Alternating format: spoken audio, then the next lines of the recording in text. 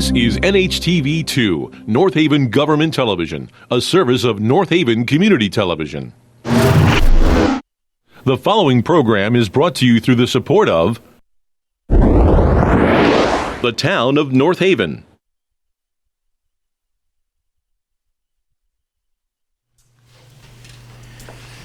Good evening, everyone, and welcome to our January Board of Selectmen meeting. Happy New Year to each and every one of you. I hope you had a wonderful holiday.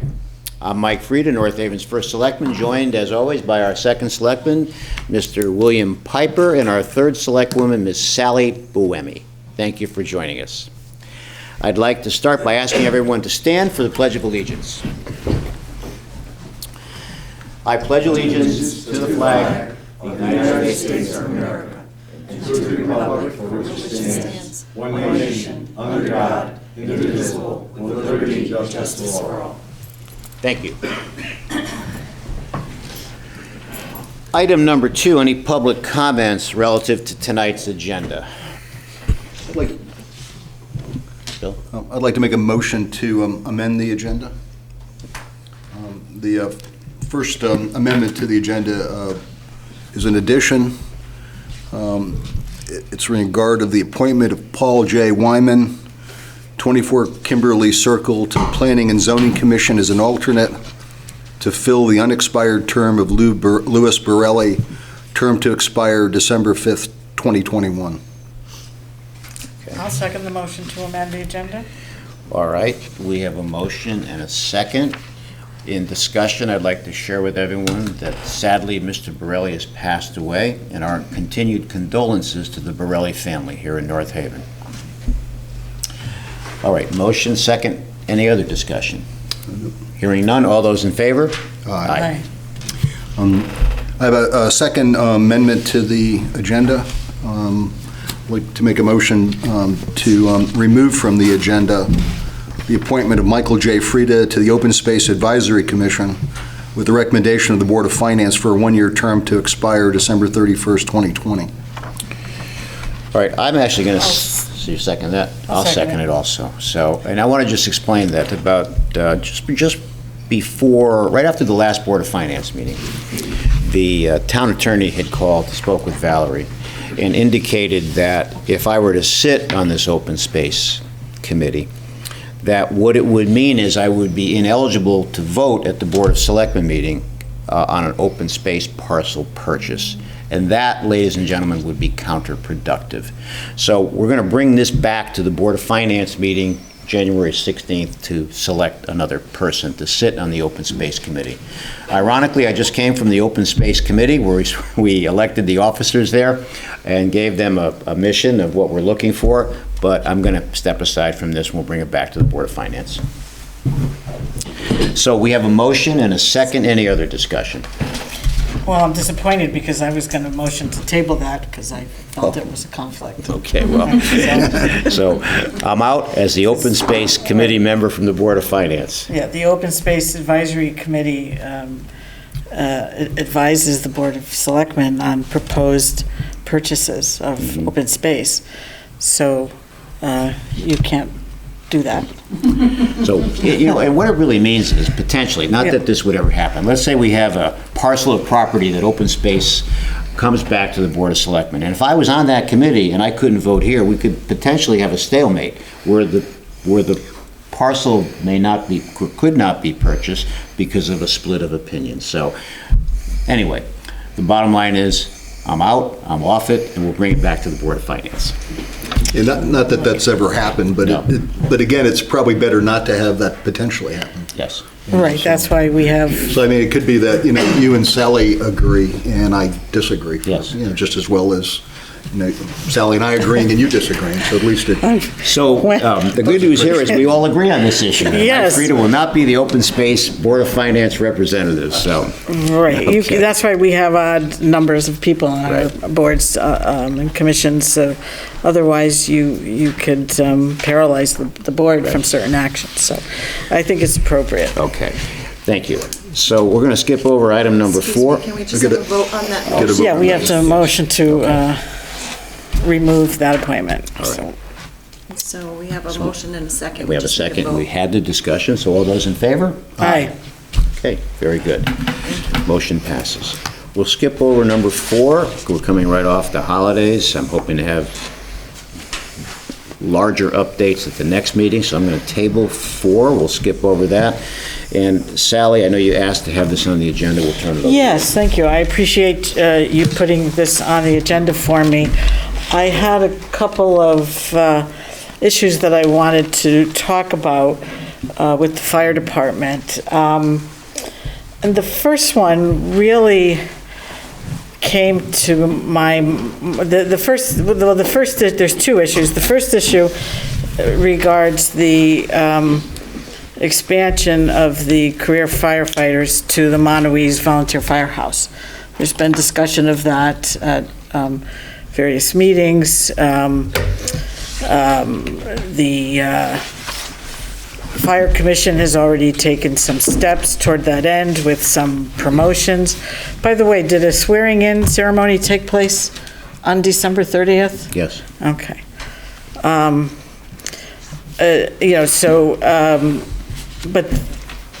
So let me just explain that. And correct me if I say anything incorrect. Prior to, we hired 2 new firefighters last December in mid-fiscal year, and then 2 more were included in the 1920 current fiscal year, so 4. But prior to those new hires, we had 32 firefighters. And there were 4 shifts with 8 people per shift. You agree with that? There were 32. Shift A works a 24-hour shift, and then shift B, C, D, then back to A. So each shift works 24 hours straight and then is off for 3 days. And so it goes A, B, C, D, 8, 8, 8, 8. But now we hired 2 last year. We hired 2 in this current year because you really need a 10-person shift in order to do what the chief has explained that he wants to do, which is to put another engine, to have a manned engine at Monowese with career firefighters. So that would require 3 people there, and then 7 at headquarters, 3 on the engine, 2 on the ladder, and 2 on the medical rescue. So you need a 10-person shift in order to effectuate this plan that the chief has to open Monowese as a second or satellite, if you will, career firefighting location. And I've had some problems with that, as you know.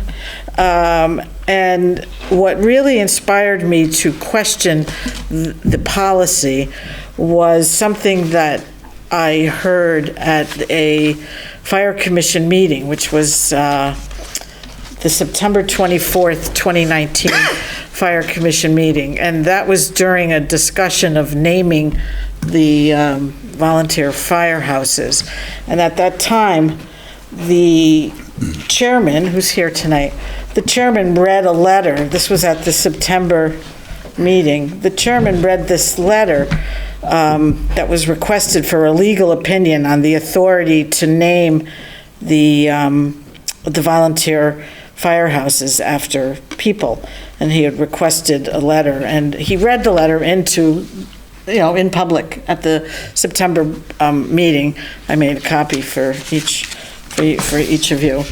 And it was when I heard this letter read that it inspired me to start really thinking about this whole policy of expansion into Monowese with career firefighters.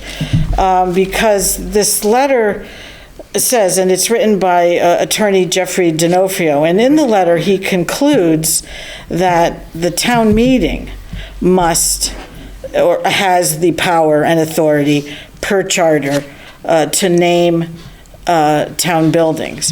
And he goes through this legal analysis that you could see saying the charter doesn't specifically grant the authority to the Board of Fire Commissioners or to the Board of Selectmen.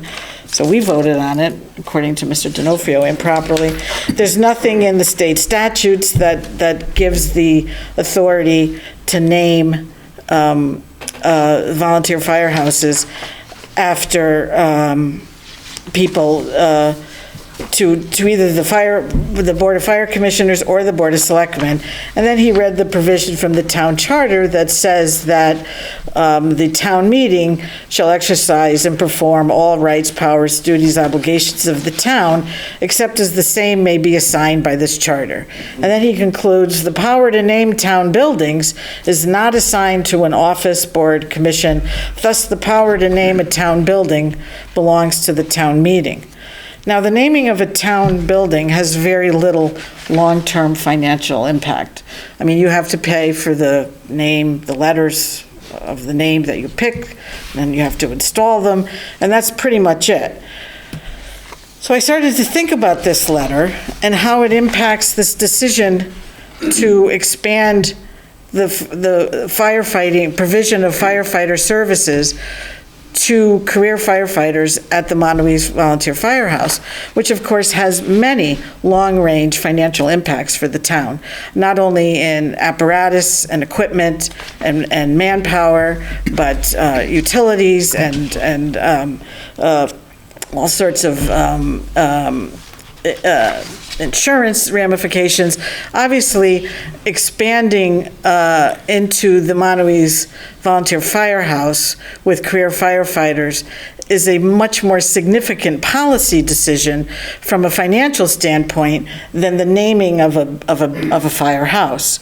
And so using this logic that Mr. D'Onofrio spells out in this letter, which I first heard watching the Fire Commission meeting on, on the video on my computer. When I was listening to it, I said to myself, well, if the naming of a building needs town meeting approval, why doesn't the expansion of the career firefighters into the Montauk Firehouse need town meeting approval? And that's really the issue that I'm bringing. And I want to bring up two historical examples to support my argument that Mr. D'Onofrio's letter says that we need town meeting approval for this expansion. And the first one is the 2009 paramedic program. And I have the minutes from the April 23rd, 2009 Board of Selectmen meeting when you were sitting in the very lonely third selectman seat. And the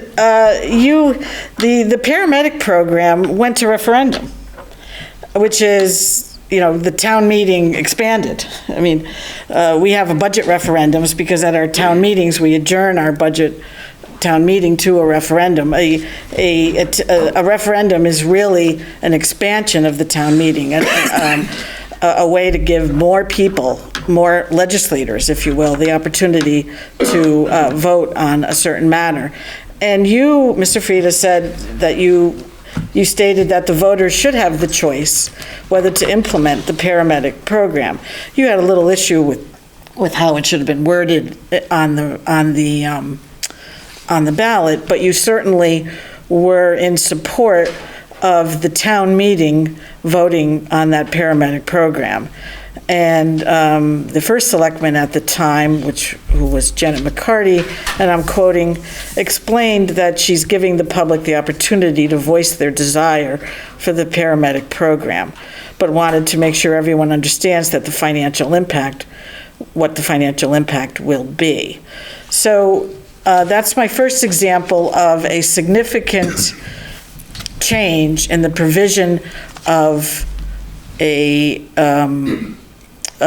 public safety department, a significant change in how they're providing their services. The paramedic program went to referendum, and certainly opening up Montauk to career firefighters is a similar expansion of the provision of fire department services.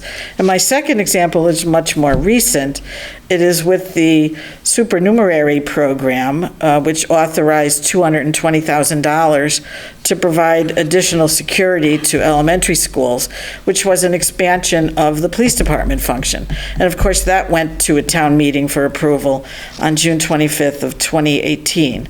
So based on those two historical examples of changes in the provision of public safety programs, and based, more importantly, on the wording of Mr. D'Onofrio's letter about an unrelated issue, the naming of buildings, it seems clear to me, or I should say, in my humble opinion, that the town meeting must approve the expansion of the fire department services into the Montauk Firehouse. So that was my first issue that I wanted to comment on.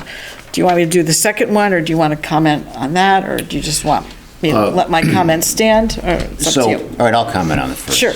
I see no correlation between Jeff's letter on the naming of the buildings and the fire department's initiative to create a hybrid approach in Montauk.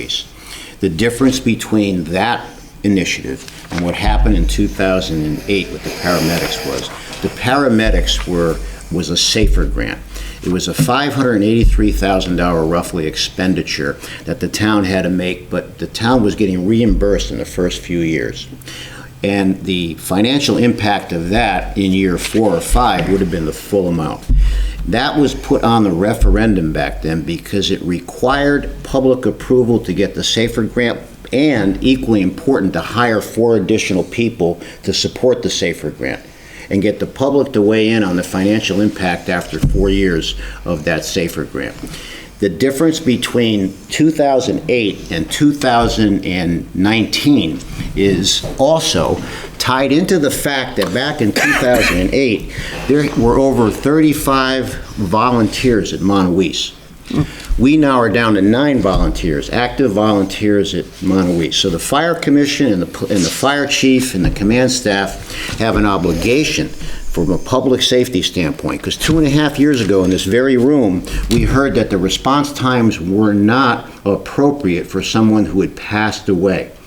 The other reality and the other difference is, in 2019, it takes, to get to the Montauk section, almost 15 minutes of response time from the main paid house here on Broadway. So the fire commission and the chief and the operational command staff of the fire department are saying we need to increase, or we need to decrease the response times. So I see these as 2 separate issues. The letter to name the buildings has nothing to do with this initiative at Montauk. The SAFER grant, I see the connection you're trying to make, but we had to get public approval to hire 4 people and have the public understand that in the application of that grant, there was a $583,000 hit in terms of finances that the town had to handle 4 years later. I remember it as if it happened yesterday. I have total recall, folks, on the past. Total recall. So there's big differences. What time did the meeting start? No. He said to. So, I won't hold you to that. we have representatives here. We could certainly, after it's all said and done. I remember, I was not involved in town government at that time, and I remember voting on this and voting for the paramedics and the SAFER grant.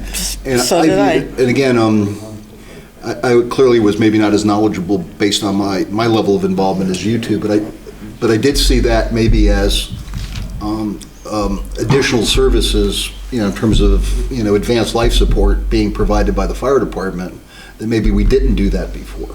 So it seemed like, increasingly the fire department was asked to do things on an advanced life, as we talked about, you talked about, between, just being an EMT and being a paramedic and being able to do advanced life support. So I saw that as, really as maybe an added service, or added something that, that the fire department was being called on to do, that there was gonna be an expense there. We needed to get the grant to get us started with the expense, and, and as we know from the, the meetings that we've had here where other people, like Mary White has appeared increasingly, that's been a bigger role for the fire department. Same thing with the, with the supernumeraries in the schools. They're all former, officers, but based on what's happened in terms of all the incidents in terms of gun violence and everything, it seems like, again, it was an expansion of, when we were all going to grammar school or middle school, nobody would have ever thought to put a resource officer in school because there wasn't these problems. Well, you're arguing the substance of the matters. I'm arguing the procedure of the matters. I'm not arguing. I voted in favor of the supernumeraries at the town meeting, but what I'm saying is it needed to go to a town meeting for approval. Okay, go ahead, Bob. And again, on the process side, so the other thing that would concern me from is once, we could say, well, this has to do with, public safety. But what then prohibits somebody from saying that we want to add somebody to Public Works or to the library, and that should be voted on? Because I'm not sure that, so any hiring or addition, or police officer, we had to hire another police officer, because we need another, couple of police officers because of all the economic development in town. Does that need to go to the public meeting? It does. I think we get. What are you talking about, Bill? It does go to the budget through the referendum. budget, but just like this. That's a referendum. That's the ultimate town meeting. Right. But again, it's not like there's going to be a special town meeting. So it's not like we're going to call it on. But the legislative body, I mean, to use your example about the police department, the chief came to the Board of Finance several times asking for more personnel, and once it was rejected, and another time it was approved, and it was put in the budget, and the budget was approved. So that's where the legislative body approves the expansion Right, we have a mechanism to do that. Right. So let me. But it's not a change changing with the police officer. We called a special town meeting on June 25th of 2018 to approve the supernumerary program. But see, you're missing something. What am I missing? You're missing, that was part of an ordinance which has to go to a town meeting. That was an ordinance that memorialized 5 years' worth of SROs. That's the difference. So I think when you present these concepts and ideas, you're going to find me filling in the blanks a little bit more often, like I did at the Board of Finance meeting when I thought you were telling half the story, because there's other parts to the story. We cannot slice and dice information to try to justify a narrative. Now, there's other differences here, okay? That if this Monowese initiative required us to hire 4 or 5 or 6 new people in a given fiscal year, we would have probably had to go to a town meeting to do that. So, but this is different. The infrastructure is already there. They're being phased in. So there's several differences. And I applaud the fire department for coming up with initiatives that are designed to minimize what we heard here 2.5 years ago in terms of response times. Because I'm telling you, ladies and gentlemen, it takes 13 to 15 minutes to get down to the southern portion of town from the paid house here in Broadway, where the paid firefighters are. And I want to reiterate the differences again. We're down to 9 active volunteers at Monowese.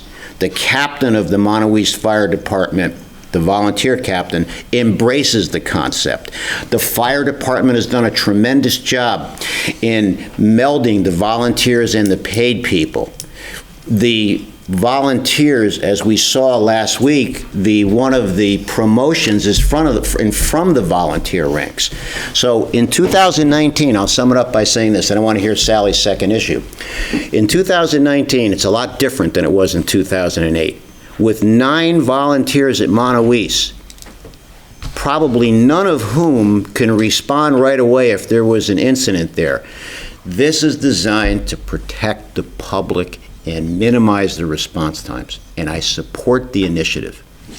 Again, you're getting to the substance of it rather than the procedure. All the arguments that you and Bill are making would be made at a town meeting. But I knew you were going to, I'm going to go back to the my supernumerary example, because I knew you were going to bring up the ordinance.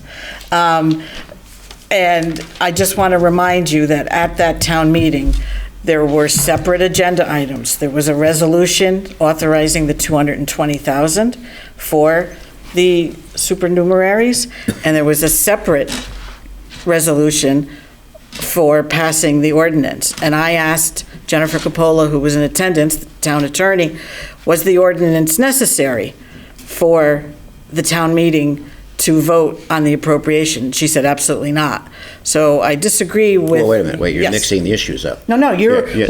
when I use the supernumerary as an example of another expansion of services that needed a town meeting approval, your response was, well, that's because there was also an ordinance that was necessary. That's And right. yes, ordinances can only Right. be done at town meetings. But the supernumerary authorization of 220,000 did not need the ordinance first.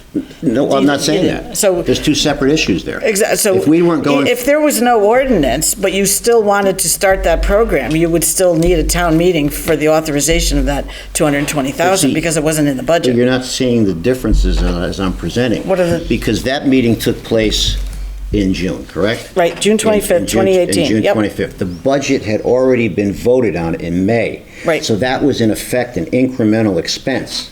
That's different than from what this is. And the ordinance, having an ordinance is required by the town meeting to pass. So again, you're sort of blending in and blurring the issues here. No, you're blurring it because No. you're saying that that's why we have the town meeting for that issue. And I'm saying we didn't need if there was no ordinance, would we still have needed to go to a town meeting for the 220,000? Yes, because we would There you have, go. but That's because my- because it was after the budget had already been passed in May. That's different than this right here. Well, the budget was already passed in May. But we're not, In there's no 2019. incremental, we've already got the expenses approved from the budget. That's the point. Right. There's no incremental expense right now. We're not going to the public Well, there's a asking- lot of long-range But- expenses. But you're arguing against yourself now. You're arguing against yourself because that is irrelevant to this particular point. There's no incremental expense currently right now because it's already been approved in the budget. Well, but there's just as the paramedic program, yes, some of the initial expenses were covered by the SAFER grant, but the first selectman at that time wanted the folks to understand when that grant ran out, who was going to be footing the bill. That's why I read that quote, because she wanted everyone to understand the long-range impact of this policy financially on the town. And this is what I'm saying. This expansion of the career firefighters to Montauk has a lot of different expenses that aren't necessarily seen just by staff. There's equipment, there's utilities, there's apparatus, there's insurance, there's a lot of other overtime, there's a lot of other expenses, there's a lot of financial consequences beyond the initial incremental that you're pointing to. And it just seems to me that it's such a major decision that it should have gone before a town meeting. And I'm not sure that people really totally understand that when they're voting for extra firefighters, what this is all going to mean. And I'm not arguing right now, the need for this. Right.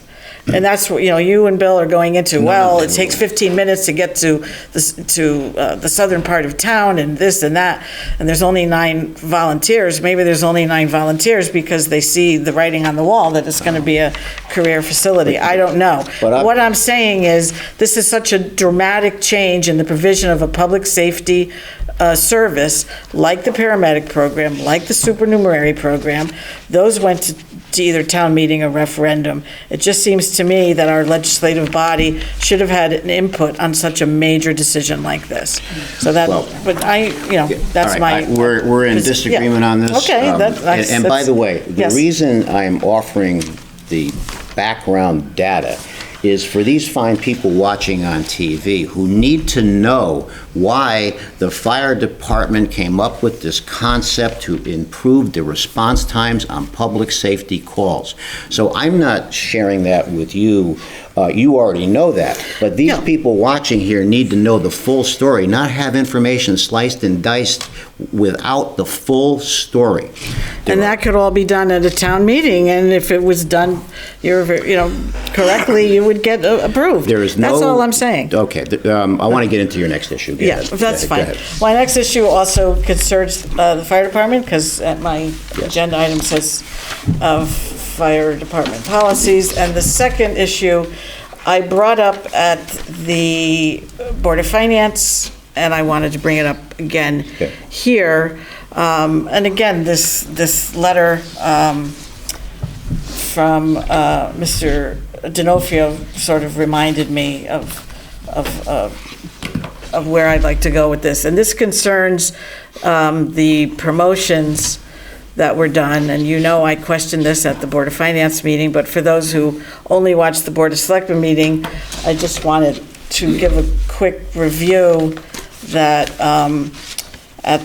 there was a special meeting of the Fire Commission on November 19th of 2019, and there was a motion the word in the minutes was elevate 4 firefighters to the position of lieutenant, effective at the swearing-in ceremony December 30th. So that happened on November 19th. And then on December 17th, there was a motion and the minutes use the word upgrade current lieutenants, which means the 4 that were existing before, to captains, again, effective December 30th. And I challenged this at the Board of Finance because the chief had said the funding was already available. I asked during public comment what he meant by that, and he said, go to the Board of Finance and ask them. I went to the Board of Finance, and I questioned this because it changes the employment table that was approved at the May 2019 referendum. The employment table in the back of the budget book that was approved at referendum, page 42, has just 4 lieutenants, no captains. And of course, the lieutenants and the captains, and again, I'm not challenging whether these are necessary. They're necessary because of the expansion into Montauk. What I'm challenging is the appropriateness of doing it in mid-fiscal year. And I've challenged other hires in mid-fiscal year, that, for the same reason, that you cannot change the employment table in mid-fiscal year. You just can't hire new people that weren't approved in the budget. And this is not hiring new people, but is promoting new people and creating new positions in the employment table. That's all spelled out: fire chief, deputy chief, training officer, 4 lieutenants, 32 firefighters. Well, now it's 4 captains, 4 lieutenants, 28 firefighters. It's different. And those promotions, of course, require more money.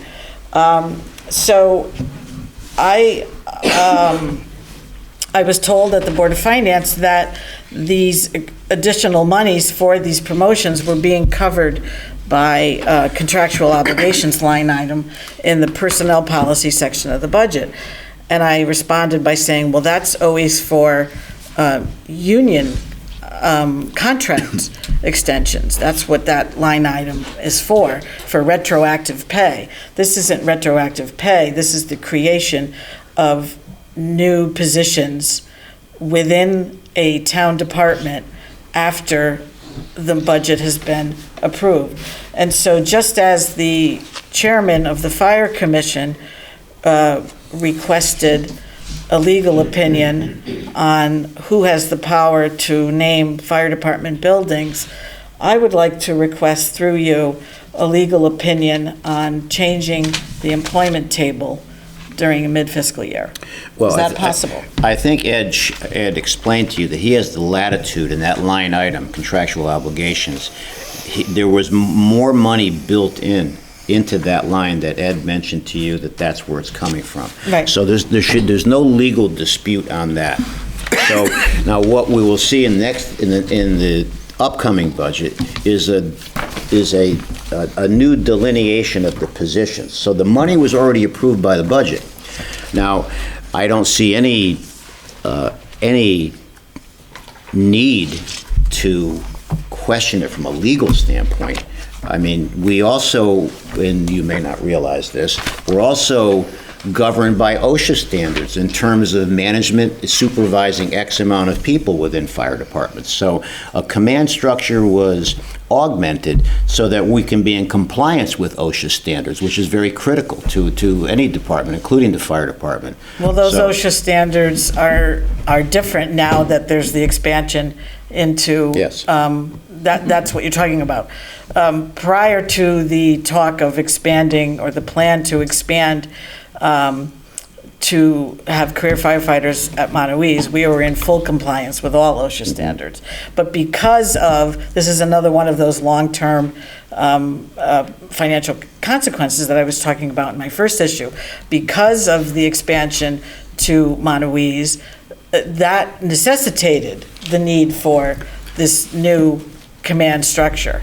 And as you say, it's going to be in the budget next year, but it's their increased pay is going into effect now. Was there and not they're in discussion here. at last year's Board of Finance workshop session by the fire chief regarding the need to make the promotions and allocating some money in that line item? Was there not any discussion on that? There was discussion of that. I don't remember the specific reference to contractual obligations. It was always my understanding that that was just for the renewal of union contracts But Ed and shared with retro. you, he's got the latitude to take the extra money as a result of that discussion back last year to put into that line item.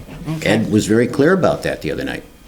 Well, and I Yeah. disagreed with them. That's why I'm coming here, All right. asking for a legal opinion. I mean, the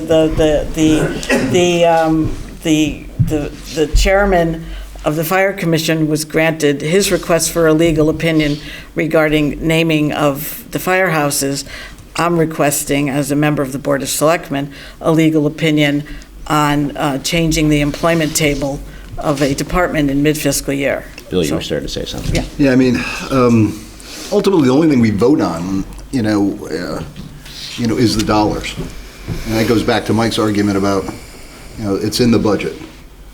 So I might feel differently if we had a separate vote every year on the employment table, but I'm not sure anybody voted on the employment table. They ultimately voted on the budget and the mill rate. The Maybe in there. employment table's in there, and. No, but they voted on the dollars. $3,118,000 in They the voted on- employment table is the exact number. They voted in on the dollars, Sally. Right. The overall dollars for the whole budget. We didn't go to the referendum and vote on each line item. No. So but- you're almost saying that every line item needs to be voted on. No, that's not what I'm saying. I'm are you saying saying? that this budget was approved with this employment table. I mean, lots of. No, we didn't vote on every- that. I didn't vote on that. I voted on the dollars. I don't care about the employment table necessarily. Well, the as Board a of, voter. the Board of Finance had a lot of discussion about whether to vote to Right. hire the two extra But again, people. And the in money's fact, in the some of the budget. Board of I think Finance there's members. there's latitude within, from a managerial standpoint to make decisions in terms of promotions as long as we don't go over the budget. At the end of the year, we actually reconciled the overs and unders by doing transfers. Why do the So- department heads even come before the Board of Finance requesting more personnel? Because it If affects the bottom line. Thank you. That's This my doesn't affect the point. bottom line, that's Mike's point. Well, it's using money that is allocated for another purpose to meet this purpose. We added money to that line item, as Ed tried to explain to you that night. And the added money was put into that particular category. So, Okay, well, those are my 2 points, and, I mean, I appreciate you taking the time. No, of course, And the yeah. folks at home taking the time to listen to my points. As you know,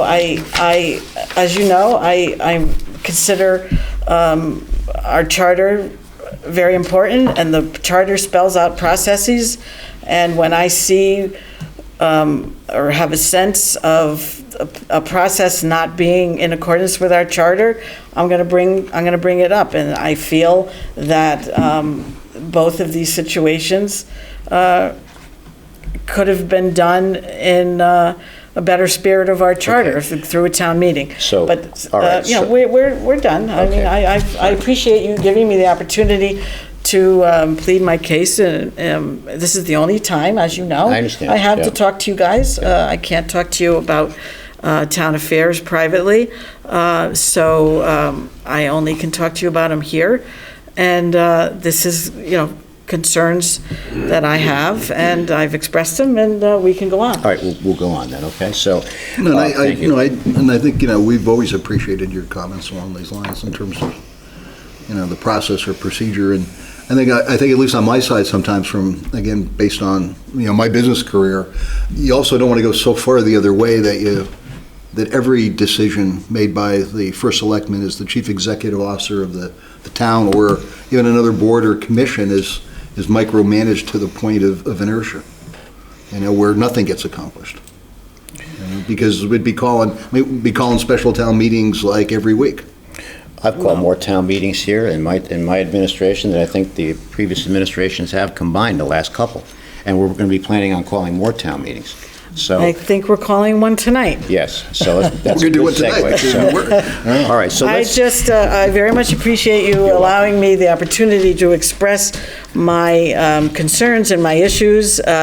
Again, I am not talking about the substance of matters always, I'm talking about process. Okay. So all of this discussion about what's needed and the number of calls was totally irrelevant to the Well, process that I was It arguing. was relevant maybe to the three of us, but not Okay. to the people watching on TV. It's very relevant to them. Right, So, right. And they should be, hopefully through this discussion, more people actually know what's going on in the fire department, because I think a lot of people don't realize what's going on. I mean, a lot of people don't listen to the budget workshops. Like you said, a lot of the issues were discussed at the workshop by the chief's extensive presentations the last 2 years.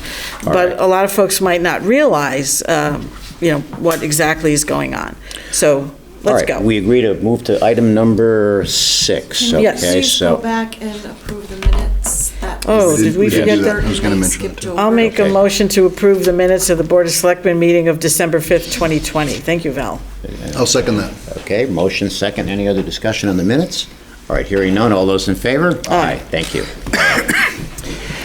So we'll rotate Sally and Bill, starting with numbers 6, 7, 8, 9, and so on and so Okay. forth, okay? Who would like to take item number 6? I'll take it. Okay.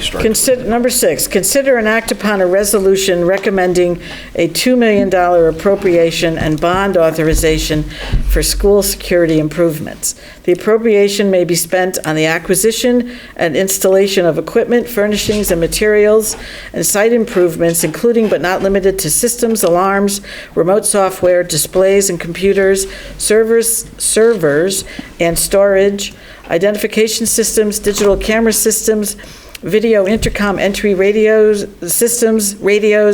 upgraded exterior lighting, door access controls, doors, tamper-resistant glass, window replacement, window film, weather equipment, fencing, generators, training, legal fees, net interest on borrowing, and other financing costs and other expenses related to the project. Okay, so for those watching on TV, for those that aren't aware of this, we've been talking about this now for a couple of months on and off at various meetings. So I am on a mission, ladies and gentlemen, along with the superintendent of schools, to improve the safety of our children in the elementary schools and to augment the safety requirements and needs in the high school. Our middle school is up to state safety standards because it's a relatively new school built within the last couple of years. And this is designed to really fortify the 4 elementary schools and the high school. I have asked the Board of Education IT director to put together a proposal. She has put together a proposal. This will have to go out to bid. We're calling a town meeting to have the public approve a bonding package of $2 million, up to $2 million, not to exceed. We're not sure if it could be less than $2 million, but that's part of the bid process. This will not adversely affect, as I mentioned at the Board of Finance meeting, our mill rate. That's a whole nother story that I'll be talking about at the Board of Finance meeting on the 16th. that I'm looking to keep the mill rate stable this year. So this is a very important initiative that I think needs to be done, and that's why we're bringing it, and Sally read what she read, for us tonight to vote to bring it to a town meeting. In the end, the town residents will vote on this. We are calling the town meeting, and that is why we're voting on this tonight. Okay? So that's the background to this. And there it's will, bonding, so bonding has to be approved Bonding by has to- charter, by the town meeting. Yep. all right, so that's the background on that. Now we'll go to item number 7. Number 7 is call for a special town meeting to be held Monday, February 3rd, 2020, in the theater of the North Haven High School, 221 Elm Street, North Haven, Connecticut, at 7 p.m., to consider and act upon a resolution in accordance with the recommendation of the Board of Finance concerning the $2 million appropriation and bond authorization for school security improvements. Okay. Well, I just want to back up a bit Yes. because, 6 and 7 go together. First, for us to consider the resolution. Yes. And then 7 is just the administrative call. Can I just comment on Of course, yeah. what I feel about this? Yes. Because that's what 6 is. Yes. I support this. At the June 25th, 2018 town meeting, which authorized the supernumerary program, which I voted in favor of, I talked at that meeting and spoke about how, I supported that because of the world that we live in, and, we have to keep our children safe. And, I had gone on some tours of a couple of the elementary schools with the principals, and I counted on one school, I think it was Montaouise, 12 exterior doors. That's a lot of doors for one supernumerary to cover. And I said at that meeting, at that time, that we need, a lot of this information is, digital camera systems, because one person can't be at 12 doors at the same time. These doors are all over the school. The importance of digital cameras, and in fact, I advocated that I thought it was important to have the digital camera system in place before the supernumerary got there, because otherwise, how is he or she going to effectively patrol all exterior doors? So for that reason, and being consistent with my support of the supernumerary program in June of 2018, I share your dedication to school security, and continue and am being in agreement with my positions a year ago or so on the need for improving video and intercom and digital camera systems to help our supernumeraries complete their tasks effectively. So I support this. Okay. All right, so let's go to item 7, Bill. Would you call? Read I'll make a 7? motion. Okay. Motion to call the town meeting. I'll second the motion to call on February 3rd. Okay. So any other discussion on calling the town meeting? Hearing none, we'll call for that vote. All those in favor? Aye. Thank you. Number 8 is Yes. to consider and vote upon whether to authorize the first selectman, Michael J. Frieda, to execute the purchase of retired police department's canine narcotic detection laboratory retriever, CODA, to handler North Haven Police Officer Alan Cantel for the purchase price of $1 under the terms of the agreement between the town of North Haven and the North Haven Police Union. So let me share what this is about. And being an animal lover and a big proponent of public safety, this is a kind of a poignant story. CODA, we brought in at age 2. And many of these canine units and the dogs that are part of them age out. They become older. So CODA is approximately 9 or 10 years old right now. This dog, under the direction of our North Haven Police Department, under the direction of Officer Alan Cantelli, has done a remarkable job here in North Haven.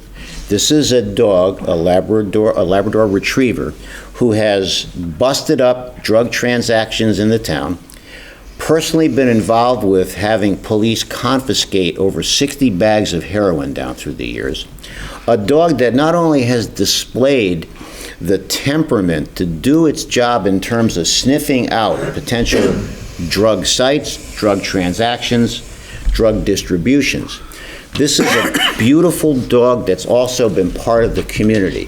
The dog has visited schools, in the elementary schools. The dog is connected with children. And the dog has been part of a loving handler, Alan Cantelli, who the dog has lived with when the dog is off duty and the police officer is off duty.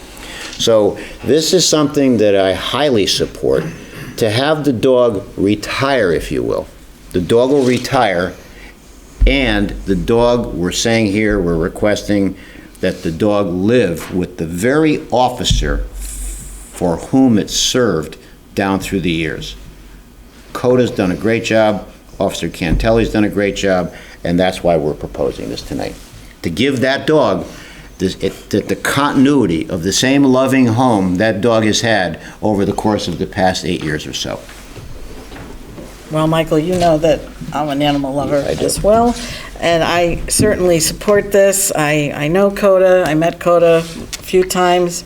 2 years ago, when I marched in the Memorial Day Parade with the police department, I was with Coda. She's great, so I agree with everything the first selectman said about maintaining her sense of home, so I fully support this. Is there any proposal to replace Coda? Well, that'll probably come up, Sally, in the budget police- workshops. With the police Right. department, Which I okay. would support the Yes. replacement of Coda.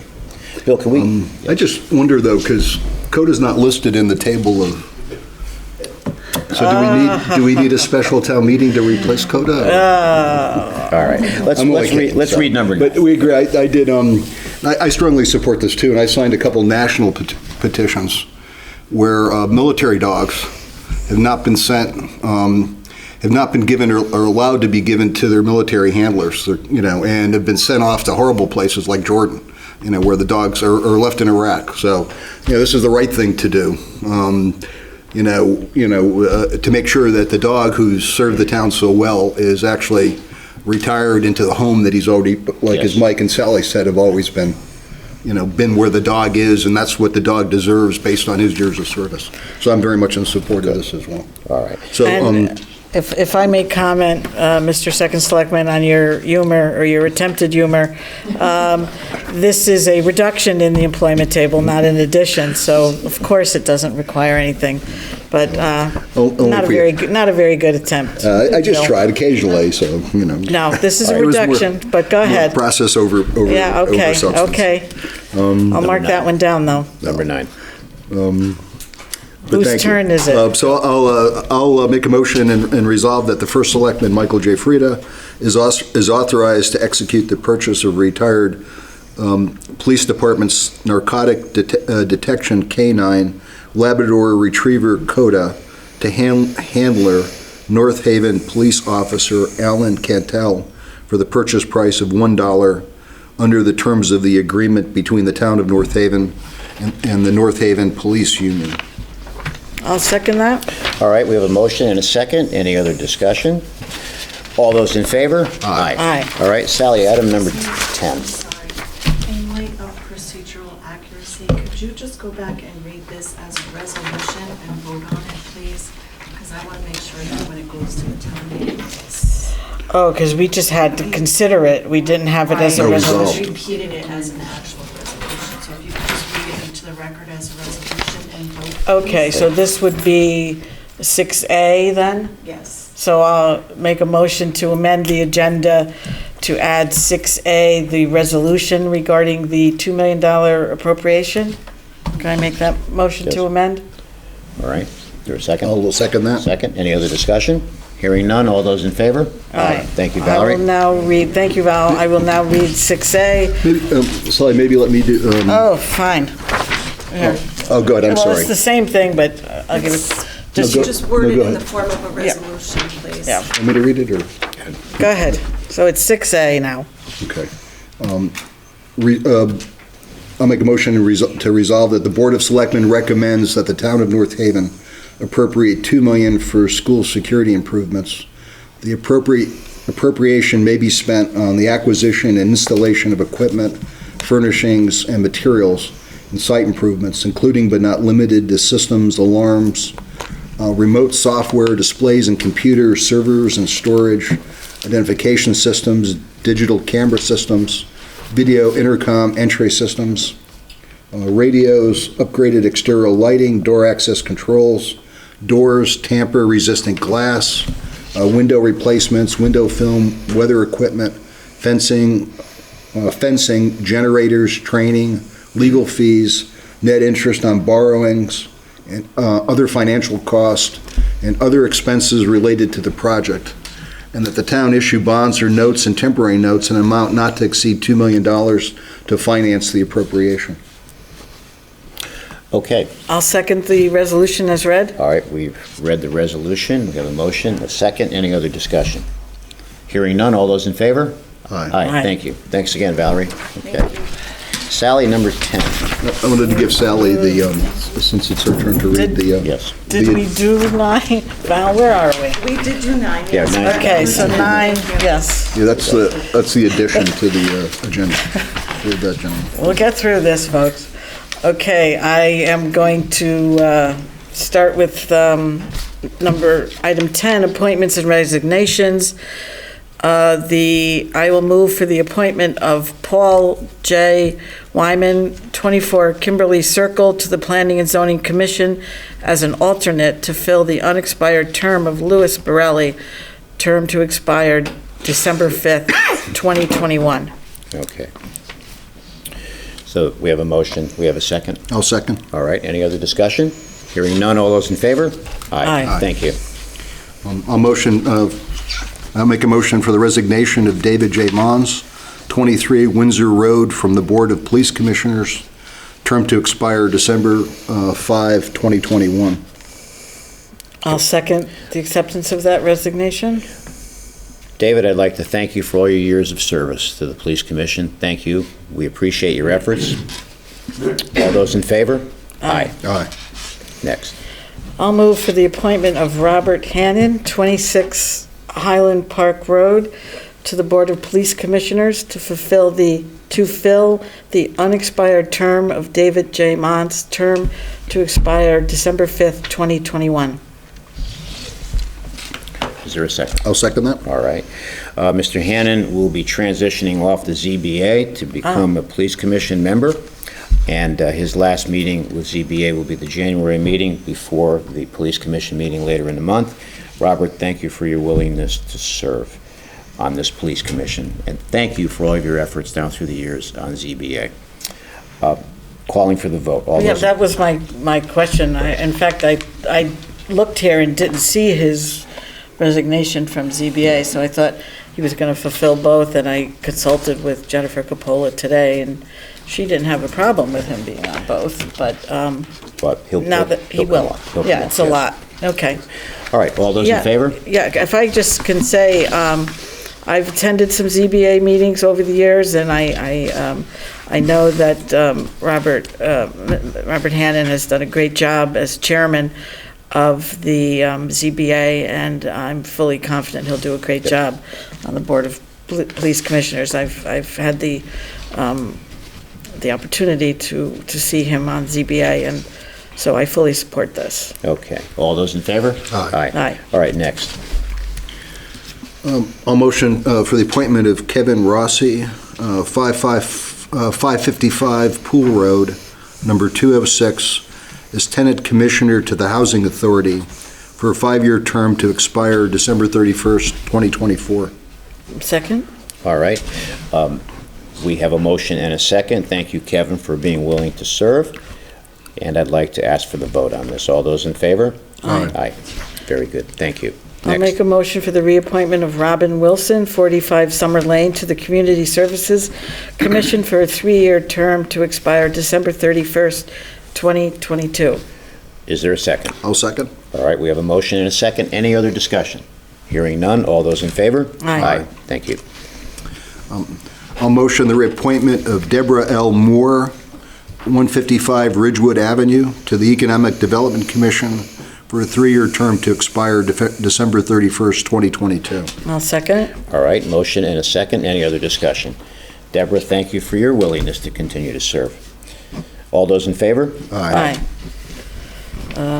Skipping the next one Yes. per our amended agenda. Yes. I will move for the reappointment of U.H. Davis, 1261 Ridge Road, to the Open Space Advisory Committee with the recommendation of the Conservation Commission for a 1-year term to expire December 31st, 2020. 2020? Wait a minute. Oh, yes, that's right. Never mind. Great. I'll second Sally's motion to reappoint. Hugh, thank you very much. You've done a great job on this commission. You're part of the Clean Energy Task Force. You're always working well with this office here at Town Hall, so we appreciate it, and I'm delighted you're staying on. So all those in favor? Aye. I'll motion the reappointment of Mary Lou Stamp, 292 Upper State Street, to the Open Space Advisory Committee with the recommendation of the Parks and Recreation Commission for a 1-year term to expire December 31st, 2020. Second? Mary Lou, thank you for your willingness to serve on this commission, in addition to the fine job that you've done down through the years on our Park and Rec Department Commission. Thank you. All those in favor? Aye. I'll make a motion for the reappointment of Teresa Veely, 100 Bassett Road, to the Open Space Advisory Committee with the recommendation of the Planning and Zoning Commission for a 1-year term to expire December 31st, 2020. I'll second her reappointment. Teresa, thank you for your willingness to serve on this. I know this is very important to you, open space, as it is for us, so thank you for that. Thank you for serving. All those in favor? Aye. I'll motion the reappointment of Mark Cofrancesco, 6 Frost Drive, to the Open Space Advisory Committee with the recommendation of the Land Trust for a 1-year term to expire December 31st, 2020. Second? Mark, thank you. You've been on this commission for quite some time, and I appreciate your efforts down through the years. All those in favor? Aye. I'll make a motion for the reappointment of Cheryl Junewick, 101 Knollwood Road, to the Open Space Advisory Committee with the recommendation of the Inland Wetlands Commission for a 1-year term to expire December 31st, 2020. I'll second her reappointment. Cheryl, I saw you tonight at the previous meeting, as I did with Mark also, at the Open Space Advisory Commission meeting. Thank you again for your willingness to serve. All those in favor? Aye. I'll motion the reappointment of Stephen J. Fitzgerald, 34 River Road, to the Open Space Advisory Committee with the recommendation of the first selectman for a 1-year term to expire December 31st, 2020. Stephen, Second? thank you. You've done a remarkable job as the chairman, and I appreciate all your efforts. So all those in favor? Aye. Aye. All right. Next, property tax refunds. Yes, number 11, I'll move the property tax refunds be accepted as listed in the agenda. Okay. I'll second Sally's motion. So we have a motion and we have a second. Any other discussion? Hearing none. All those in favor? Aye. Aye. All right, we're at the point, ladies and gentlemen, where we're on item number 12. The next meeting of this Board of Selectmen will be here on Thursday, February 6th at 7 p.m. here at Memorial Town Hall. Now we're at the point, item 13, public comment. Yes.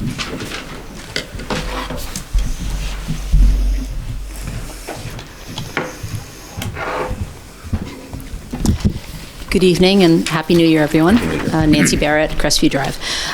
So first, I'd just like to ask very quickly regarding the resolution that you've put to a town meeting for the $2 million for increased school security.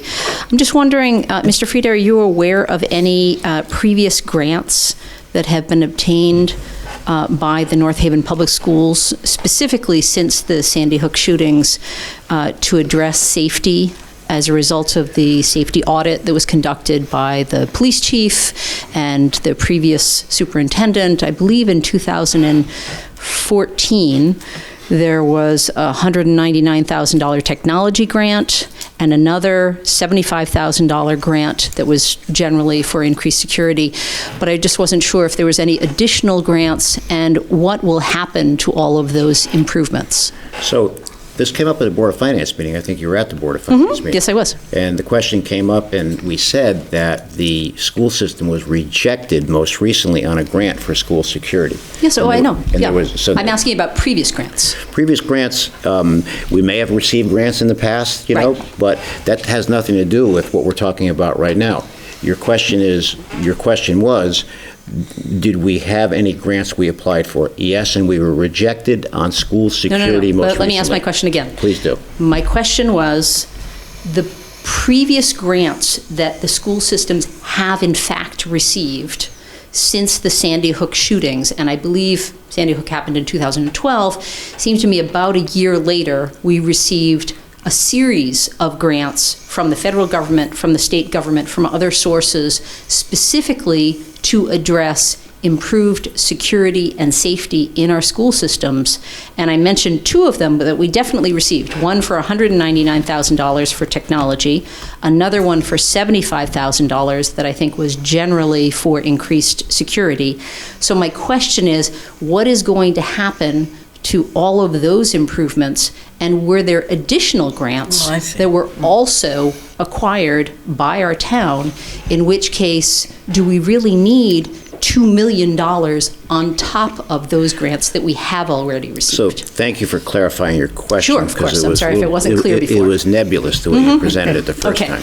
So to answer your question, the IT director reviewed all of the elementary schools and the high school, and this is designed to augment what was done in the past. What was done in the past were there were buzzer alarms that were updated, there were some video cameras placed, there was some key card access installed in some of the elementary schools. This is a more comprehensive plan that is designed to overlay what was done in the past. I see. So I hope that answers your question. Okay, all right. Well, thank you for doing that. Okay, so my next question is, again, it's more of a management philosophy issue as opposed to a funding issue. So of course, the actual funding for this will go to the Board of Finance and ultimately to the budget referendum. But just to lay the groundwork, each town department has a director of each department, and they're paid handsomely, usually a six-figure salary because of his or her education and training and experience, with an expectation to be referred to as experts in their field. And I am not in any way questioning their competency or qualifications. My question pertains to the role that consultants play in our town departments. So in reviewing the current fiscal budget, I see each month there are 8 separate line items for consultants. And so the funding for consultants is determined ultimately, as I mentioned, by the Board of Finance and referendum. But I would imagine that the first decision has to originate with the department head making a request to Mr. Frieda and ultimately having the first selectman approving it. So I have to assume, too, that the role of these consultants is one of two things. Either they're compensating for a lack of expertise and filling in those gaps, or they're fulfilling a role that the department head either doesn't have the time to do or perhaps doesn't want to do. So I guess the question that I have is, why do we have consultants who are charging fees ranging from anywhere from $10,000 to $125,000 when we have experts that we are supposed to be, paying to be department heads and experts in their fields? Now, all of these consultants are separate from legal counsel, bond counsel, input on self-insurance, pension plans, accounting audits, economic development, land use, general consultants. So these are very specific to individual departments. Well, give me an as opposed example, what you're talking about, what type of consultant? You're talking like the building official is a consultant? The building department has. Building Buil- department, All right, I mean, again, there are 8 different line items where it just says consultant, and it could be $10,000, it could be $125,000. So let's take the building department as an example, of which there have been consultants. Yes. And the consultant hourly rate is roughly $50 or $55 an hour.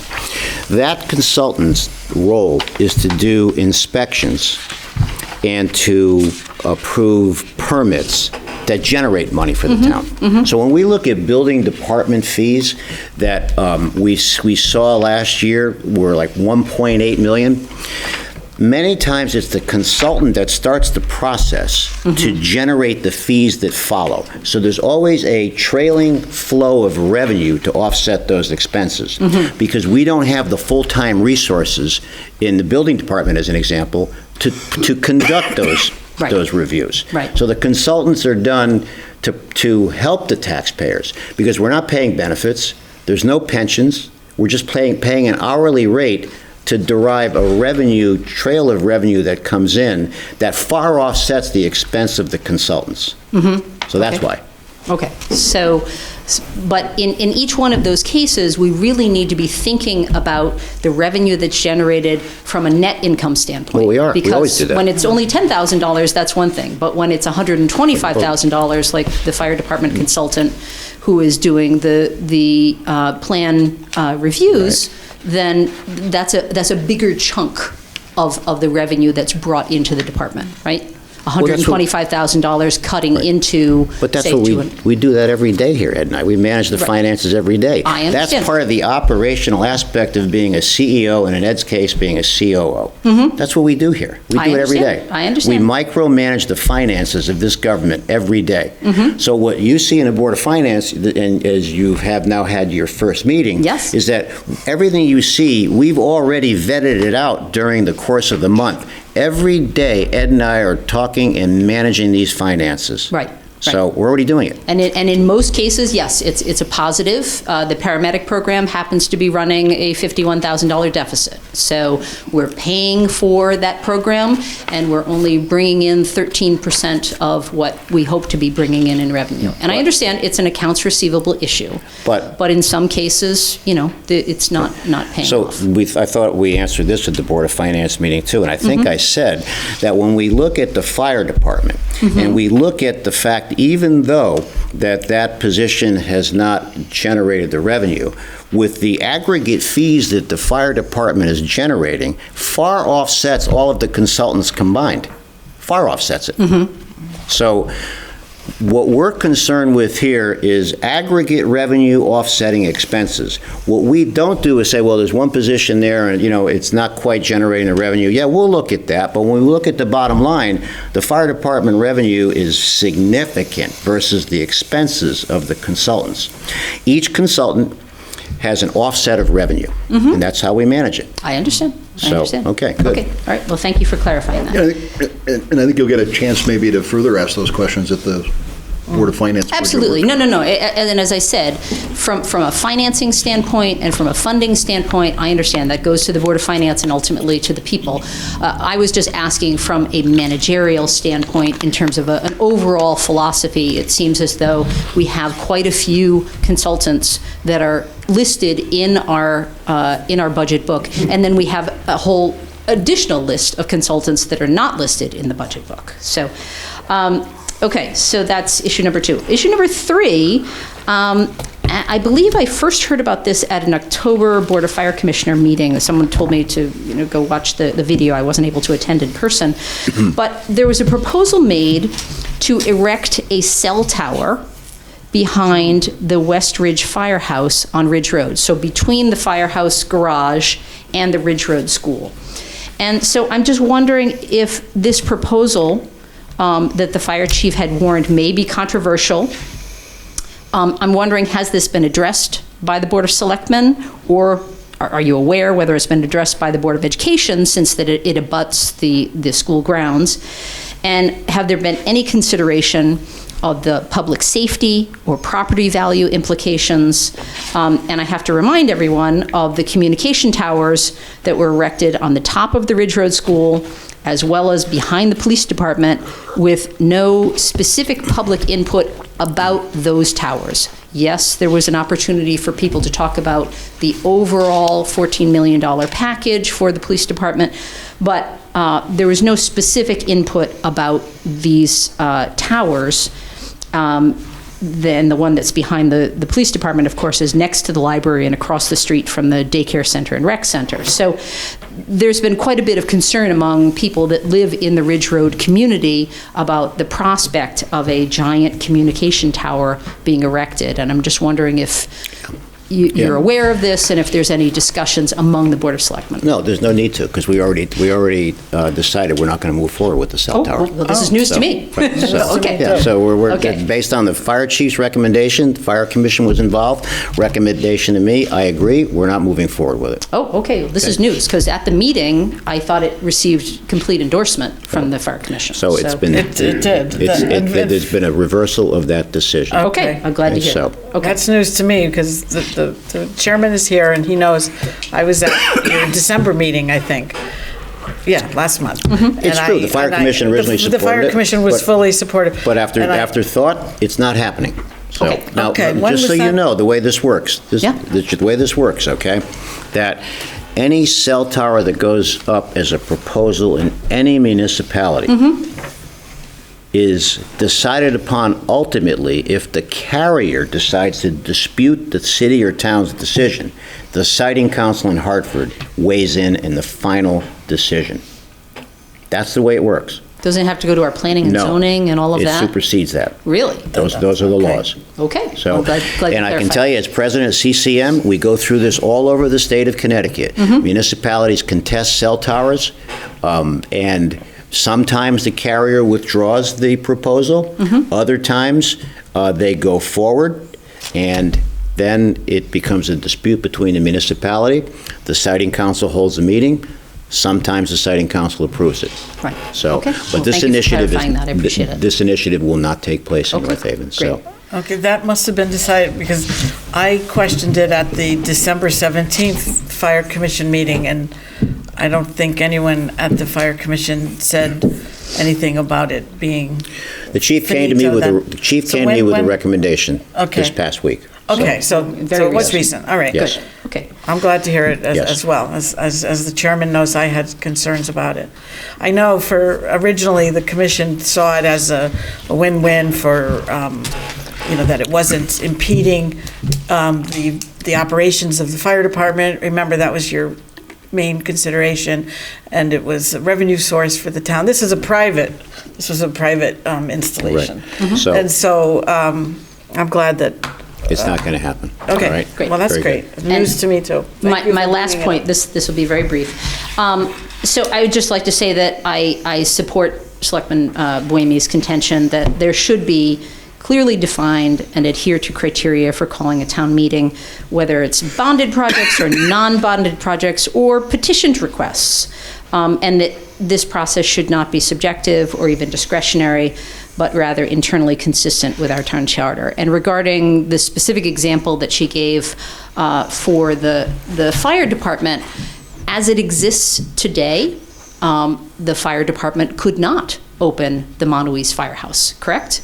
So this decision to move forward with expansion into the Montauk's Firehouse is effectively backing us into hiring 4 additional firefighters. Whether it's phased in or not, we are basically obligated as a town to then embark on that additional hiring, much in the same way that the SAFER grant required us to No. move forward with hiring 4 more paramedics. I think if the chief was here, he'd say to you, he fully understands, as the fire commission does, that every year in the budget cycle, new firefighters have to be approved by the public. I'm sure he said that, but what you had said to him was, we hired the 2 a year ago, we hired 2 this year, and going forward, it will be the decision of the Board of Finance and the town as to whether we hire any more firefighters. That's That was exactly my what recollection. that's exactly what I just said. What's your point? I So just said that. his contention is that we have to hire 4 more firefighters, He- and your contention is that we may not. Here we go again now, okay? You're trying to frame a narrative that doesn't exist, and I'm not going to allow the framing to happen. Please clarify. The Please. chief and the fire commission know, because we said it right from the beginning, Yes. that every budget, firefighters have to be approved. He understands that. Okay. So that's we can't consistent. expand unless we hire those 4 firefighters. Each budget cycle, the approval has to be by the town residents to approve that budget if new firefighters are being positioned in that budget. Everybody understands that. Okay, so then this decision to move forward with Montauk's The decision to move. cannot happen. No, the decision to move forward with Montauk's is with existing infrastructure that we already have. but we won't have enough firefighters in order Well, to let man. the fire commission and the fire chief then present that in the workshop sessions. Okay, we'll see. What I'm saying is that currently we have the infrastructure in place to start the hybrid approach. That's what I'm saying. Mm-hmm. And I think that's clear as a bell. Okay, I thought that required 10 people. It does, there's enough infrastructure, if you're including personnel as infrastructure. I think of infrastructure more as a building and apparatus. There's only, there's 4 shifts. We can't change that. That's in the union contract. So you need 10. So let the fire commission, Right. the fire chief present this at the workshop sessions. We have enough infrastructure to get the hybrid approach started. That's consistent with what we said right from the beginning. Every new budget, new personnel has to be approved by the town. So that's what's going to happen in the Right. workshop sessions in January and February. Right. So you make the argument that it's only going to be manned, if we don't approve it, 50% of the time, which is still better than 0% of the time. I'm sorry, say that again? That based on what we have now, and it's already budgeted and approved, and what we've added, we could always put 2 people there 50% of the time. 3 people, yeah, And then, which is better than 0% of the time right now. right. So we won't But be I'm able to not do it sure 100. that would meet OSHA standards and We so wouldn't forth. do it 100% of the time, but we would do it 50%. I don't Right. know. I mean, I think like Mike said, that's up to the fire commission. I see. But at least it's a step maybe that's positive as opposed It's to a positive- it's a positive 0% step. of the time. Right. I don't know. And again, I'm just postulating that, we're at 50% versus. But if we're at versus 100. 50%, why were 4 captains promoted? Because the 4 captains implies all 4 shifts at 10 people. So we have the fire commission here tonight, Yeah. okay? I'm a little surprised that this has gotten to this point in this discussion. You're at the fire commission meetings, you ask the questions, you're now on the Board of Finance, Nancy, you got the workshop sessions coming up. Absolutely. We have to let processes unfold Right. from the bottom up to the town residents. And this is why I'm saying that in the workshop sessions, we'll hear what the needs are. So you're questioning a decision that's already been made when we already have the infrastructure in place to start the process. Right. Well, I think Sally's point was the process should be from the top down, meaning from the town meeting down, Yeah. not necessarily from the workshop up. Oh, wait a minute, no. So that's different. That was the point. I'm sorry. You're That's definitely, different. you are so wrong on that. Well- The process starts at the bottom workshop Financing, sessions. the financing does. No. Yes, the financing, I agree. The town meeting is the deciding factor. It doesn't start from the town meeting and trickle down back through the workshops. It starts from the workshops and goes up to the town meeting. The financing, the budgeting, I agree with you. I'm saying the actual management decision about an expansion of a given department, I believe is a significant decision that needs to be made by our elected, or by our town meeting, which is the electorate. The town meeting ends up voting on the expenditures for the expanded department. That's what we're trying to say here. That's the role of the town meeting, voting on the expenditures. The operational side of any government is managed by the people who are the elected officials who then present to the public what the needs are. Right. You're doing it in reverse is what you're suggesting. The No. town meeting is not the operational aspect No, of the you were government. asking how we got to this, and I'm trying to explain to you why this isn't just an issue of the workshops and the Board of Finance. I think the points that Selectman Boehme brought up were procedural issues that I think need to be addressed Yeah, by well, the Board of Selectmen. We disagree with that. We call a lot of town meetings here, and we don't think that this would have fallen under a town meeting. So I'm sorry we disagree on it, but you're both entitled to your opinion. Okay, very good. You Anything did else? say a couple of times in the past few minutes that at the referendum, that's where the new personnel are voted on. We vetted out in the March town meeting, in the Right. April town meeting, and then it ultimately goes to a referendum. Those processes happen after the workshop sessions, and then we Right. memorialize So- what the But you needs are. said that it's the referendum that approves the extra firefighters. Yes.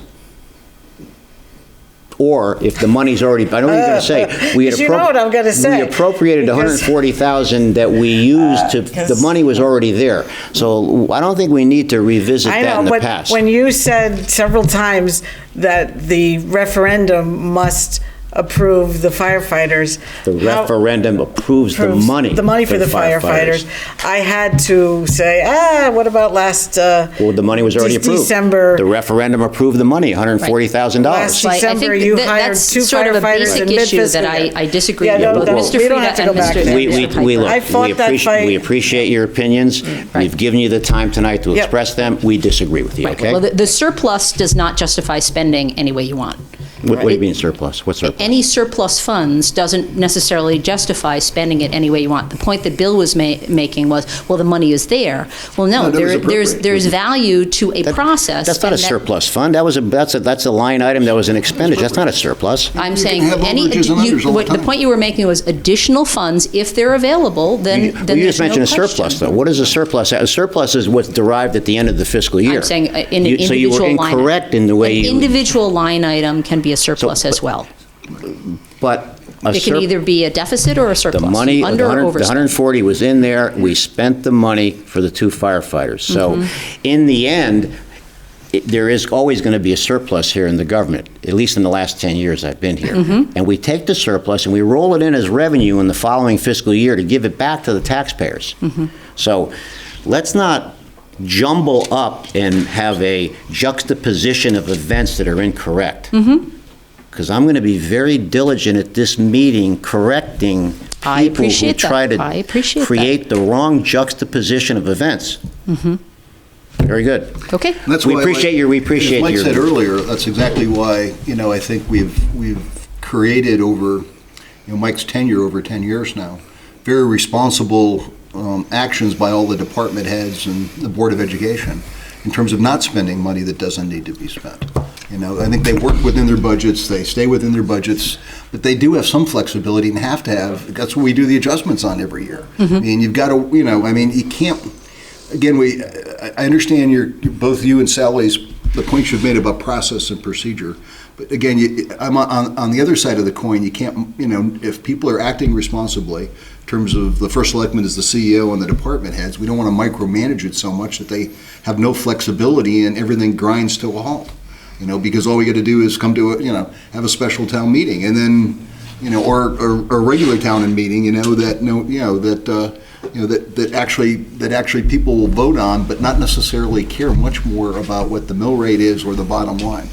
That's ultimately what most people, you and I know that, and all of us know that most people care more about the bottom line than maybe all of the specifics. I agree. And hopefully we're here to act responsibly like you both are doing. Right. And Mike's tried to do over all the years to act responsibly within their Right. within their respective responsibilities. So. Ultimately, when people vote at the referendum for the budget, they're effectively voting for that packet, right? Yeah, that's kind of what I've been saying. So that's really what we're saying, Yeah. is it's not just that they're voting for three numbers, they're voting for the packet of information that is dispersed at the town meeting, and ultimately, every elected official is accountable for delivering on that packet. It's like Yeah, a in terms of the promisorial bottom note. I would agree with that. Right? All right, so... Thank you very much. Very good. Okay. All right.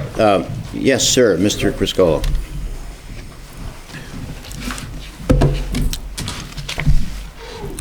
Peter Criscola, 54 Fieldstone Court. First of all, Mike, I'd like to say Happy New Year's. Here you go. And everything seems to be going great in the town as the new year starts. you. I may jump around a little bit, but that's only because Sally jumped around a little bit. We're kind of a little confusing here. We mixed apples with pineapples. You talked about the fire department naming it. You talked about putting more personnel on, span of command, volunteers, seeing the writing on the wall. Well, that's not really true. You see, you can't micromanage every department in town, especially the fire department, police department. That's a specialty item. That's why we have the best chiefs in both departments, and we have a great board of fire commissioners, okay? First of all, the volunteers are down to 8 or 9. When I came on 24 years ago, we had 105 volunteers. We have approximately 32 right now, okay? We've offered the volunteers an opportunity to do medical calls. They said no. We can't handle them. We can't handle what we have. So now you want to say that we can't expand the command and put firefighters at Montauk. Do you live in Montauk area? I'd say borderline. I mean, Are you close to the fire department there? About a mile and a half. Okay, would that affect you if you heard sirens going off at night? Engines moving out 2, 3 o'clock in the morning, would that be effective to you, noise-wise? Is that part of the My point that I problem? brought up on the agenda had nothing to do Yeah. with the merits of the expansion. Yeah, no, It had to do with whether the expansion should have been approved by a town meeting. Okay, you have to So, put on. I don't know why We had to put on more you're men. arguing- The town meeting, we had a town meeting, and the finance board said we could put on 140,000, I believe it was, Mike, for the extra firefighters. So we have to place. That's incorrect. The I asked. 140,000 was for safety issues in the For safety personnel issues. policy line, Personnel which policy was, fund. which was allocated for the to effectuate the recommendations of the work study group last year. And The work study group did not recommend hiring 2 firefighters. The work study group recommended hiring 2 people to work a day shift, Monday through Friday, as an extra on an extra medical unit. That was the specific recommendation of the work study group. At the April 2018 Fire Board of Finance meeting, the first selectman said the 140,000 was put aside to effectuate the recommendations of that work study group. They did not recommend hiring 2 firefighters, which is why in December of 2018, when the 2 firefighters were hired, according to the first selectman, because of the expertise of the fire department, I challenged it as an improper hire in mid-fiscal year. Correct. So that's that. But I've already argued that with the first Right, selectman a year ago. exactly. I'm not, And but you first of brought all, up the 140. Right, well, I asked 140 if is that was the correct number to hire. I asked the Yeah, question, I didn't make the statement. I Okay. asked the question, okay? Right, but Okay, you so I said the asked 140 was I to said, hire the 2 guys, and that's wrong. I used the word, was the 140,000 for the 2 firefighters? You said no. So I No. think that was a question. Okay. Okay, but regardless, was a He question says or yes, not. I say no. Okay, so whatever, okay? Sounds like Laurel and Hardy, but that's okay. Anyways, if we put on the 2 firefighters and we leave them here, Yep. if we put on 2 more and we leave 4 firefighters here, we still have a span of command, we have to have an extra officer, so we need 4 more officers anyways, regardless of the fact, okay? Why are we gonna shortchange the people on the south end of town? Why should their response time be 13 to 16 minutes, okay, when this area of town gets a response time in 4 to 6 minutes? It's not fair to them. They pay tax dollars also. So it's a safety. It's not about what building they're in. It's not about the volunteers don't want to mingle with the paid men. We have the best department in the state of Connecticut, both career and volunteers. And they work very well together. They train together. We have a training officer that brought them together, the best ever in the last 24 years that I've been on the board, okay? And I'm no longer on the board. But it's still the best department, okay? Why would you want to shortchange the south end of town by saying that we can't use that? That firehouse was built day one with the anticipation that we were going to put paid men there eventually. That's why there's bunk rooms, okay? Right. It was made that way. First of all, in my presentation at the beginning of this meeting, I did not talk at all about the substance or the need to have career firefighters at Montauk to improve response times. talked about the voting I at a talked town about meeting. whether it should have been approved at a town meeting, the way the paramedic program was and the way the supernumerary program was. Those are Mine two- was a procedural question, not a substance question. You're arguing substance. I was arguing procedure, sir. Procedures, what other departments are fine, these are safety issues, okay? Right. These are safety, not procedural issues. They're safety issues that you can't micromanage every single department. It seems like over the last couple of years, I don't know why, you've tried to micromanage the fire department exclusively, and I don't know why. And I'm not gonna name any other department that you don't want to micromanage. I'm just saying, it seems like you're always coming to the Board of Fire Commission, you're coming to the town meetings to micromanage the fire department, and I don't know why. These are safety issues that you have no idea about, okay? You have no idea what goes on in the fire department. As a commissioner, past commissioner for 24 years, as I always said, if the chief gave me one day to run the department, I couldn't do it. I don't have that expertise. He does, that's why he's the chief, and we have 2 of the best assistant chiefs, okay? They know what they need. The union opened up, they came to the town agreed to open up to put on 4 new officers. The town never had captains.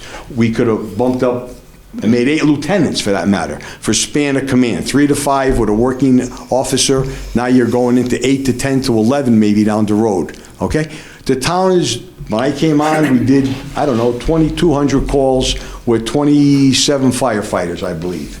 27 firefighters, 105 volunteers, we did 2,500 calls. Now here we are 24 years later, we're doing almost 5,000 calls. I believe 45 change, okay? We only have 35 firefighters, and we only have 25% of our volunteers. And they don't, and they can't, I shouldn't say they don't. Some of them, even out of the 30, 32 fire volunteers we have, they can't get out on time. So we need to protect that end of the town. And don't tell me the procedural and management, and forget about all of that. Those are just words. The reality is we need to have firefighters protect the town and protect each other, okay? And that's the best place to deploy them from that end of town, the south end of town, because that's the longest route to take. You see how much building we have in this town right now? You see the buildings that are going up, the people that are coming in, how many thousands are working at Amazon, all going up on Clintonville Road, another new project, 2 new projects on Clintonville Road, matter of fact. They're gonna build another new project on Washington Avenue. We need the firefighters. We need to deploy them where the chief thinks is most efficient. We have to cut down response time. We need that. Now, to say we're gonna go to a town meeting to expand the department, no. The union in the town opened up the books, and they decided to put on captains. We need it for span of command. We could have put on 8 more lieutenants. It would have been the same thing. Would have been the same amount of money. Everything would have been the same. So we made them captains instead. We elevated them to captains because they should. And for the last 6 to 8 years, I've advocated for captains. We have captains in the ranks of the volunteers. We should have them as the paid firefighters. They should be equally ranked with bars, okay? They're here every single day. We need that. And for you to try and come here and, I want to use the word hoodwink the town, that we try to do something behind closed doors by, well, let's make a deal. This is not let's make a deal. We're not Monty Hall. We didn't make a deal. This was for the betterment of the town. You should be happy that you're part of that change. Not look to pick it apart. You should be happy, okay? Naming the department, you want to bring it before the town. It was the discrepancy if the fire commission could name it, if the first selectman could name it, if the board could name it. I don't know for sure who could name it. We named it the Rosadini Firehouse. How was that named? Was that a relative, by the way? No, that Rosadini was, somehow? no, the Rosadinis are friends of my Very family. friend of the family. The Was that- Rosadini Was the naming first was chief, I know. done But was that by done the by- fire commission. By the fire commission? And how did the fire commission get the authority to do that? I believe the first selectman at the time said to the fire commission, you could name it by choice. First selectman said, we could name it as a board, but I'm going to give the commission the opportunity to do it. Now it's changed. Cut the cloth to fit the pattern. Today we cut the pattern to fit the cloth. But that's okay.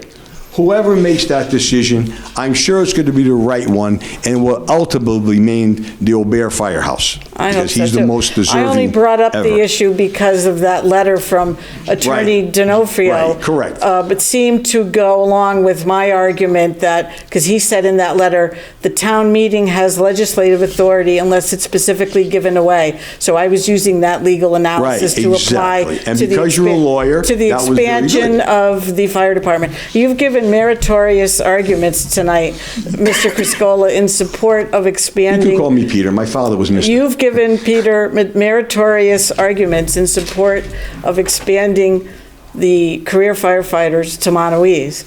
Correct. I'm arguing that you should be given that opportunity at a town meeting, and for the town meeting to approve it, because such a move has tremendous long-term financial impacts on the town. Therefore, it is a legislative matter Why? in accordance with Mr. D'Onofrio's legal analysis in his letter regarding a different issue.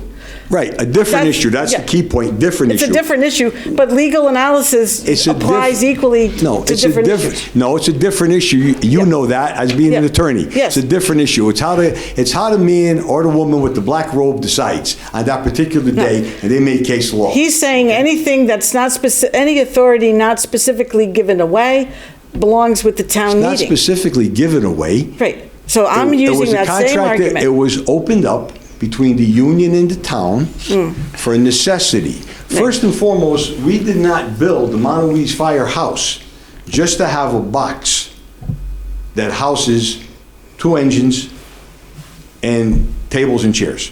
We built that for the safety of that end of town, to eventually put firefighters in there, career firefighters.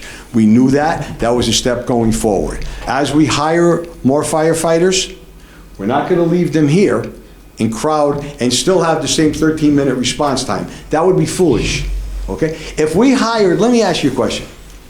If we hired 12 more firefighters and we left them next door, 12 more firefighters, but 2 more pieces of apparatus, would that change your mind about having a town meeting to hire them? Well, It's yes. just an answer, yes or no? Well, first of all, It's a yes or no no. answer. It's not. If they're hired, they're approved at a referendum every year. No, if they're approved by the Board of Finance, Yep, if they're approved by the Board of Finance Yep. to hire the firefighters, Yep. we hired 12 more, 15 more, and we put them across the street, and we bought 2 more pieces of apparatus. Would that affect you in this town-wide meeting to increase the fire department? And should we do that? Or should we do the same thing with Board of Ed? Should we do the same thing with the Public Works? Should we do the same thing with Parks Department, with the Police Department, so on and so forth? Or would you be happy if we put 12 new guys there? Would that change it? That's all I want to know. Yes or no? Would that be a difference? if 12 If we hired 12, 20, 30, 50 more firefighters, but 10 more pieces of apparatus, and we housed it on Broadway, would that not cause a problem?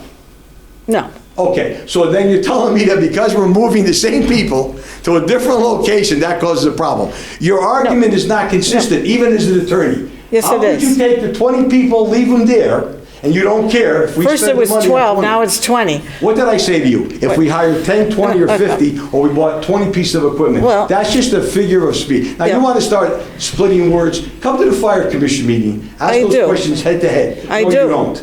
Because the last couple of times you came to the fire commission meeting and you asked certain questions, we had to stop you and tell you, if you asked prior to the meeting, you would have known the answer already, because we gave you the answer about about not doing medical calls for the volunteers. We gave you the answer about the apparatus. We gave you the answer about the chief's statements. You came there and you thought you were going to whack us, and you didn't, because we had the answers already, because you didn't come to the meeting first. What Now, meeting I are you used an talking about? example.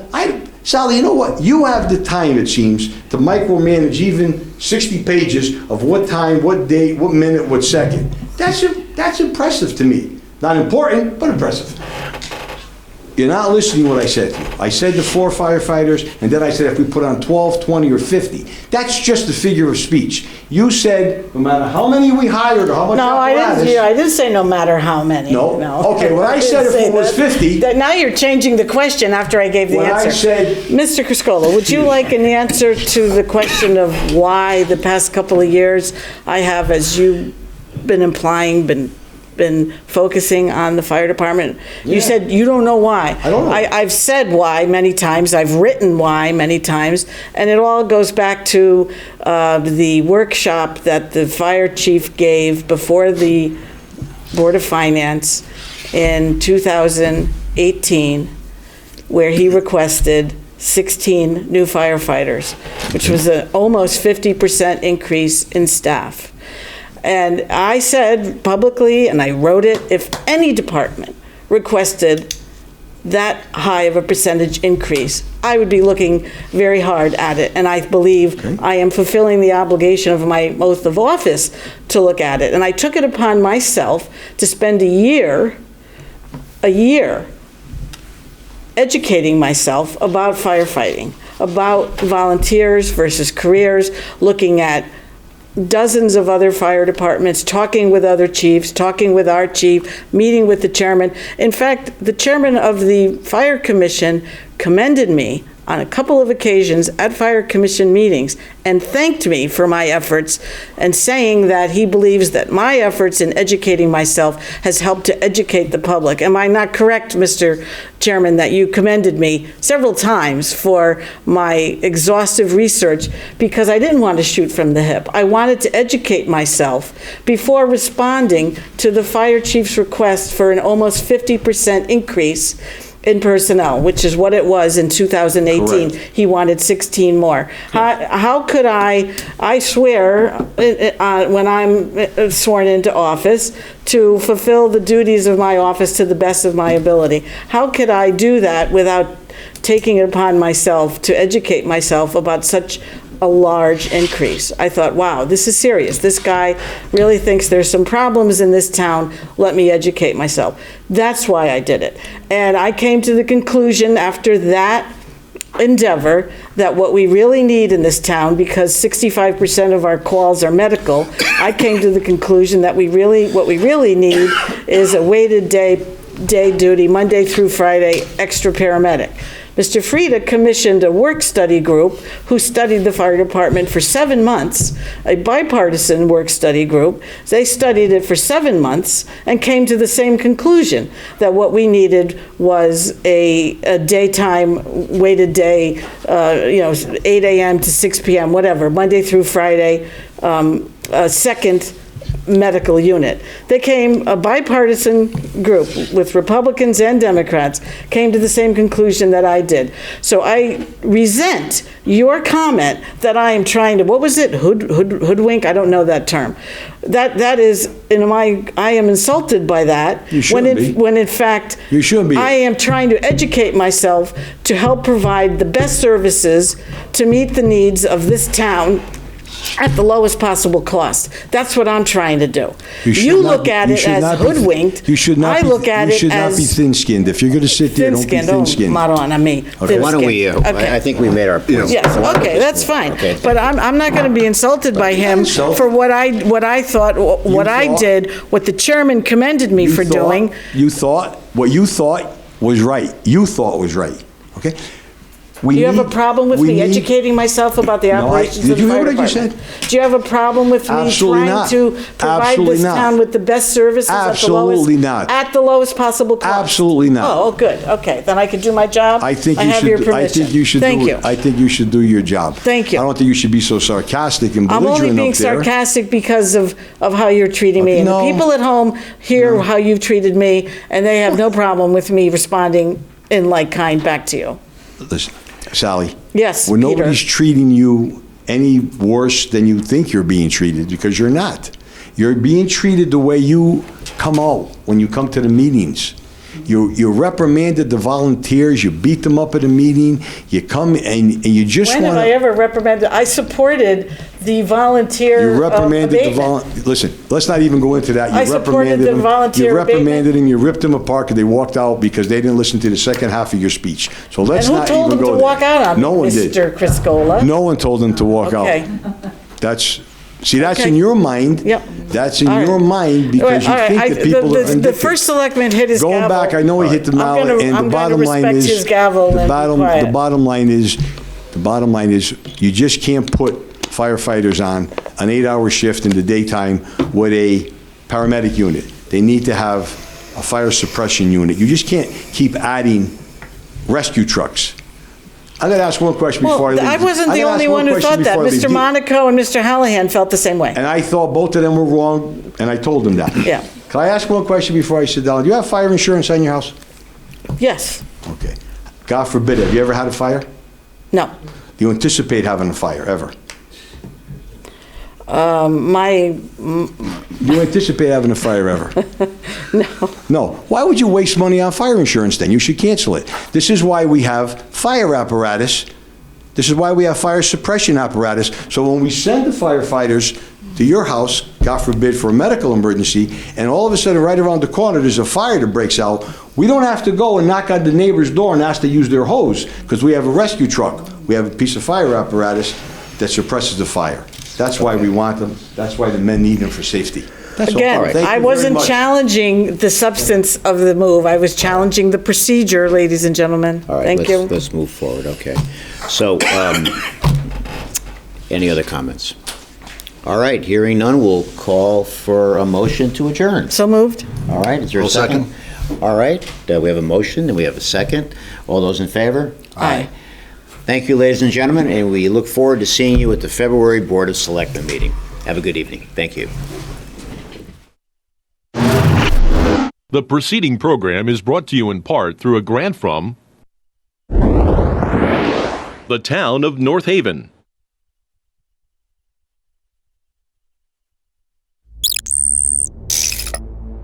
Watch town meetings or other videos on demand at nhtv.com.